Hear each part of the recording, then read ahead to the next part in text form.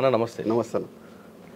కొప్పంజయ్య alias Ramesh అన్న. కలవకుర్తి పాన్గల్లు అన్ని ప్రాంతాలు తిరిగారు అన్న. మీరు అడవులకు వెళ్ళేసరికి అంటే ఉమ్మడి మహబూబ్నగర్ జిల్లాలో అన్న నల్లమల్ల ప్రాంతం అనేది మావోయిస్ట్ పార్టీకి పెట్టని కోట. అది అవును ఎక్కడ శ్రీకాకుళం స్టార్ట్ అయిన తర్వాత ఉత్తర తెలంగాణ తర్వాత మా మహబూబ్నగర్లో నల్లమల్లే దానికి ప్రాణం మావోయిస్ట్ పార్టీకి. చెంచుల కోసం మావోయిస్ట్ పార్టీ అక్కడ వెళ్ళడం, అక్కడ భూస్వాముల పట్ల వాళ్ళు ఏ విధంగా ఉండేవారు వాళ్ళకి కౌన్సిలింగ్ చేయడం కార్యక్రమాలు చేస్తున్న టైంలో మీరు అడవి వైపు వెళ్ళడానికి ప్రధాన కారణం ఏంటంటే మీరు పుట్టి పెరిగిన గ్రామంలో పరిస్థితులు ఎలాగుండేవి, అటువైపు ఎందుకు చూడాల్సి వచ్చింది, వెళ్ళిన తర్వాత మీరు చేసిన కార్యక్రమాలు ఏంటి, దాంతోపాటు సాధారణంగా మాజీ నక్సలైట్లు అందరూ కూడా బయటకు వచ్చిన తర్వాత ఏదో సెటిల్మెంట్ చేసుకుంటూ ఉంటుంటే మీరు మాత్రం ఎటువంటి సెటిల్మెంట్ జోలికి పోకుండా సాధారణ జీవుడు గడపడం వెనక ఉద్దేశం ఏంటి చెప్పండి. అన్న నా అజిలాపూర్ గ్రామం. అజిలాపూర్ అంటే ఒకప్పుడు నక్సలైట్లకు పార్టీకి అంటే రాష్ట్రంలోనే అజిలాపూర్ అనేది ఒక హైలైట్. అజిలాపూర్ అనేది ఒక నక్సలైట్ల గ్రామం. అది మాది వెల్దండ మండలం అజిలాపూర్ గ్రామం. ఉమ్మడి మహబూబ్నగర్ ఉండే ఇప్పుడు నాగరికల్ డిస్టిక్. అప్పుడు ఏంటంటే 1990లో గోపాల్ రెడ్డి అనేది కమాండర్ ఉండే మాకు. ఆ గోపాల్ రెడ్డి అంటే ఆయనను మా ఇంటికి మా నాయన తోలుకొని వచ్చేది. మా ఇంట్లోనే తినేది, మా ఇంట్లోనే వండేది. తర్వాత క్రమంలో ఏమైంది, మా నాయనను అరెస్ట్ చేసిరు పోలీసు వాళ్ళు. అరెస్ట్ జైలు కంపారు. తర్వాత ఏమైంది, మా అన్న, మా పెద్దన్న, మా నడిపన్న, అక్కడున్న సల్వాజ్ శంకర్ అంటే ఆయన, సల్వాజ్ అదాము, జబిలా, సారూర్ నరసింహ వీళ్ళందరూ కూడా ఈయన కలిసేది. కలిసిన క్రమంలో గోపాల్ రెడ్డి 1996, 92లో ఆయన ఫస్ట్ అది సొక్కన్నపల్లి కాడ కృష్ణారెడ్డి బాయ్ కాడ ఉంటే ఆయన ఎన్కౌంటర్ అయ్యాడు. వాళ్ళు ఎన్కౌంటర్ అయినాక వీళ్ళందరూ కూడా అరెస్ట్ చేసిరు. ఈ గోపాల్ రెడ్డి ఉన్నప్పుడే ఏమైంది, వీళ్ళందరూ కూడా పెద్ద ఎత్తున కుందారం మోరెడ్డి అని మా ఊళ్ళో ఉండేది. ఆయన ముందలంగా మేము ఎప్పుడైనా చెప్పులు వేసుకొని కానీ తెల్ల అంగీలు వేసుకొని కానీ రుమాలు కట్టుకొని పోయేది. ఆడోళ్ళు కానీ మొగోళ్ళు కానీ వంగిపోయేది. ఆ ప్రభావంతో ఎప్పుడైతే మా ఊరికి నక్సలైట్లు వచ్చిరో ఆ గోపాల్ రెడ్డి రావడం, ఆ 900 ఎకరాల ల్యాండ్ పెద్ద ఎత్తున భూస్వాములకు వ్యతిరేకంగా పోరాటం చేయడం, అజిలాపూరు, ఇరువేను, జిరాంకంపల్లె, బైరాపూర్ ఇవన్నీ ఊళ్ళ ప్రజలు మొత్తం వందలాది మందిని వీళ్ళందరినీ కదిలేయడం మూలంగా అశోక్ డిప్యూటీ కమాండర్ ఉండే గోపాల్ రెడ్డి కమాండర్ ఉండే ఫస్ట్ కమాండర్. ఆయన పోయినాక గోపాల్ రెడ్డి చనిపోయినాక అశోక్ కమాండర్ వచ్చిండు. ఇప్పుడున్న నా ఎత్తన్ జనార్దను డిప్యూటీ కమాండర్ వచ్చి. గోపాల్ రెడ్డి అని చెప్తున్నారు మీరే అన్న. ఆయన అగ్రవర్ణాలకు సంబంధించిన వ్యక్తి. ఆ పటేల్ అయ్యి ఉండి పేద ప్రజల కోసం ఆ విధంగా కృషి చేయడం వెనక ఉద్దేశం ఏంటి అన్న? అప్పుడు రెడ్డీసులు మంచి మేధావులు వచ్చారు. సాకమూరు అప్పారావు కావచ్చు, పటేల్ సుధాకర్ రెడ్డి కావచ్చు, ఈయన గోపాల్ రెడ్డి కావచ్చు. ఆ స్వభావం అనేది రెడ్డి స్వభావం అనేది ఎక్కడ కూడా కనిపించదు. వాళ్ళతో ప్రజలతో మమోక్యం కావాలి, ప్రజల మొత్తం చైతన్యవంతం చేయాలి. ఎక్కడెక్కడ భూస్వాముల భూములు ఉండవు ఆ భూములు మొత్తం మనం స్వాధీనం చేసుకోవాలి, జెండాలు బాతాలి, ప్రజల మొత్తం పంచాలనే దాంతో 1990 నుంచి 94, 95 వరకు ఇవే పోరాటాలు జరిగినాయి. భూ పోరాటాలు రెగ్యులర్గా. అందులో క్రమంగానే మనం 1995, 96లో పూర్తిగా 900 ఎకరాలని మేము ఆక్రమించుకోవడం జరిగింది. దాంట్లో గోపాల్ రెడ్డి గారు మీ ప్రాంతంకి వచ్చేసరికి అప్పటికి భూస్వామ్య వ్యవస్థ నడుస్తుంది. భూస్వామ్య వ్యవస్థ నడుస్తూనే ఉన్నది. ఆ భూస్వామ్య వ్యవస్థకు పోరాటం పెద్ద ఎత్తున చేసినాం. 90 నుంచి 96 వరకు కలకుర్తి ఏరియాల గ్రామాల మొత్తం భూస్వాములకు వ్యతిరేకంగానే పోరాటం చేసుకున్నారు. పోడు భూములు ఎక్కడెక్కడ అన్నీ ఆక్రమించుకున్నారు.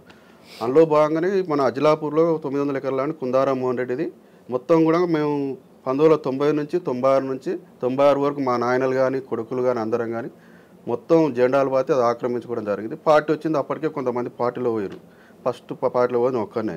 అయితే అప్పటికే ఏమైందనంటే కుందారం మోహన్ రెడ్డి ఏం చేసిన ఊళ్ళో అంటే మింట్రీని దించిండు. మింట్రీని 3 నెలలు మింట్రీని దించుడు, 100 మందిని మింట్రీని, 2 లేడీసు, మిగతా వాళ్ళు మొత్తం మింట్రీ పోలీస్ టెంకలు పెట్టుకొని వచ్చేది. వాళ్ళు ఏం చేసిర్రు, 3 నెలల వరకు క్యాంప్ వేసిర్రు. 3 నెలల తర్వాత ఏం చేసారు, నైట్ మొత్తం దాదాపు ఈ మింట్రీ వాళ్ళు కాకుండా వందలాది మంది పోలీసు వాళ్ళు నైటు 12 గంటలకు గ్రామం మీద పడి ఆడోళ్ళు మొగోళ్ళు చిన్నపిల్లలు అనుకుంటే కొట్టిందే మొత్తం బట్టలిప్పి కొట్టిన మమ్మల్ని అందరినీ, ఆడోళ్ళు అందరినీ కొట్టిన సందర్భంగా ఒక 60-70 మందిని తీసుకొని పోయి జైల్లో పెట్టారు. జైల్లో పెట్టినాక మళ్ళీ బయటకు బెయిల్ మీద వచ్చినప్పుడు చర్మసారు, ఏపీసీఎల్స్, పరాకుల నేత పురుషోత్తమన్న వీళ్ళందరూ ఉండి పెద్ద ఎత్తున పోరాటం చేసి అందరిని బయటికి తీసారు. ఆ క్రమంలో మా మీద నిర్బంధం ఎక్కువ పెరిగింది. నిర్బంధం పెరిగి అప్పుడు కొప్పజంగి అంటే ఆయన, తల్వా శంకర్ అంటే ఆయన, అదాం అంటే ఆయన, సారూర్ నరసింహ, జబిలా వీళ్ళంతా సరెండర్ అయ్యారు. జైలుకు పోయారు, సాధారణ జీవితాలు గడుపుతారు. అప్పుడు మళ్ళీ పార్టీకి కలిసే వాళ్ళు పోరాటం చేసేవాళ్ళు కావాలి కానీ మళ్ళీ నేను రమాకాంత్ కలకొండ బుచ్చయ్య వీళ్ళందరం కూడా మళ్ళీ పోరాటం చేసి పూర్తిగా అక్కడ ప్రజలకు జనార్దన్ కమాండర్ అశోక్ కమాండర్ అయినాక పూర్తిగా మొత్తం ఓవర్ పొలాలకు గొల్చేయడం జరిగింది. జరిగించి నేను 1996లో పూర్తిగా లోపలికి వెళ్ళిపోయినా. అంటే 96 ముందు మీ నాన్నగారిని అరెస్ట్ చేశారు కదా? అవునా. తర్వాత బయటకు వచ్చారు ఆయన. బయటకు ఆ ప్రభావం మీద పడింది రెగ్యులర్గా ప్రభావం. మా నాయన, మా పెద్దన్న, మా నడిపన్న, మా మూడోగన్న, మా వాళ్ళని తీసుకెళ్లారు. అందరూ పార్టీలు సరెండర్ అయిన వీళ్ళంతా ఇక రెగ్యులర్గా వచ్చి మా ఇంట్లో గోపాల్ రెడ్డి అంటే ఆయన మా ఇంట్లోనే తినేది, మా ఇంట్లోనే వండేది. అప్పుడు మింట్రోలు వచ్చి 300 మంది గోపాల్ రెడ్డి మా ఇంటి నుంచి పట్టుకొని తీసుకొని పోతుంది వ్యాన్లెక్కి. మొత్తం ఊరాన మంది కొడవాళ్ళు, కత్తులు, గుడ్డాలు మొత్తం వాళ్ళ వ్యాన్లకు అడ్డం వేసి మొత్తం మొద్దులేసి మొత్తం ఆయన ఇడిపించుకున్నదాకా తీయలే వాళ్ళు. ఆయన వదిలిపెట్టిపోయినాకనే వదిలేసారు పోలీసు వాళ్ళను. ఆ క్రమంలో ఏమైందంటే వీళ్ళ ప్రభావం మొత్తం మా అన్నల ప్రభావం, మా నాయన ప్రభావం, మా ప్రభావం, మా ఊళ్ళో కొంతమంది ఈ శంకరు, యాదాము, బుచ్చయ్య వీళ్ళందరూ వాళ్ళ రెగ్యులర్గా పార్టీని తోలుకు రావడం. నెలకు ఒక 3-4 సార్లు వచ్చి మా ఊళ్ళోనే ఉండేది పార్టీ. ఆ ప్రభావంతో మనం కూడా బాగా మూమెంట్ అక్కడ చేసిన. చిన్నపిల్లనప్పుడే నేను 15 సంవత్సరాలు అప్పుడే మూమెంట్ అక్కడ చేసిన. నేను 15 సంవత్సరాల నా మీద అప్పటికే షూటింగ్ ఆర్డర్ వచ్చింది. 2 సార్లు ఫైర్ చేసి ఊళ్ళోనే పోలీసులు నా మీద తప్పించుకొని పోయినా. తర్వాత ఊళ్ళో ఉంటే చిన్నపిల్లవాడని తీసుకుపోయినాను పాటల. ఇంకా నువ్వు చిన్నపిల్లవాడు అయినప్పుడు ఫైర్ చేసి నువ్వు చంపుతారనేతో తర్వాత నన్ను తీసుకున్నారు. 96లో పూర్తిగా 96లో పూర్తిగా పార్టీ గ్రామరక్షక కలకుర్తి గ్రామరక్షక దళ కమాండర్గా పెట్టిందని. అప్పుడు 96లో మొత్తం సంఘాలు, ఊరుల్లో రైతు కూలి సంఘాలు, రాడికల్ విజన సంఘాలు ఉంటాయి. ఈ సంఘాలలో ఏం చేస్తారన్న అంటే అందరినీ మెలకల హుషారున్న వాళ్ళు అందరినీ చేసి ఏం చేస్తారు, దాని గ్రామరక్షక దళాలు పెడతారు. దళాలు పెట్టి వాళ్ళకు 2 తుపాకులు 3 తుపాకులు ఇచ్చి అన్ని గ్రామాలు కవరాపు చేస్తట్టు తిప్పుతారు. అందులో భాగంగా నన్ను కూడా గ్రామరక్షక దళాలు పెట్టి ఒక 3-4 గ్రామాలు నాకు అప్పగించడం జరిగింది. జరిగినాక అప్పటికి దళ కమాండర్ అశోక్ వచ్చిండు, సీనాన్న చనిపోయిండు. ఫైరింగ్ ఎవరు నేర్పారు? ఫైరింగ్ జనరల్గా సరికొండ అడవిలో ట్రైనింగ్ చేసుకునేది, గోకారం అడవిలో ట్రైనింగ్ చేసుకునేది, జూపల్లి గుట్టలలో. ఈ గుట్టలలో 15 రోజులు 20 రోజులు మేము మిలిటెంట్గా ఉన్నప్పుడే మాకు ఫైరింగ్ ఇచ్చేది, మాకు ఫైరింగ్ నేర్పించేది. అప్పటికే దళవలో పోకముందే ఫైరింగ్ నేర్చుకునేది. ఓసారి నల్లమల్ల కూడా తరలించేది మమ్మల్ని, 10 మందిని 12 మందిని తరలించేది. అక్కడ కూడా ట్రైనింగ్ 15 రోజులు. ట్రైనింగ్ అంటే ఏ విధంగా ఇస్తారండి? ట్రైనింగ్ అంటే పోలీసు వాళ్ళకి మిలిటరీ ట్రైనింగ్ ఏది ఉంటుందో అదే ట్రైనింగ్ ఇస్తారు మనకు. సేమ్ వాళ్ళకి మనకు తేడా ఏముండదు. ఫైరింగ్ చేపిస్తారు అన్నిటి. మిలిటరీకి మనకు తేడా అనేది ఏముండదు. సేమ్ ట్రైనింగ్ ఉంటుంది, సేమ్ ఉంటుంది అంతే. ఆ నుంచి మనం 1996లో మరలా ఫుల్ టైమర్గా తీసుకున్నాడు జనార్దన్ అశోక్ వచ్చి కమాండర్. అందులో భాగంగా మనం ఏం చేసినాం, 1996 నుంచి 97 వరకు కలకుర్తి దళంలో తిరిగినాను.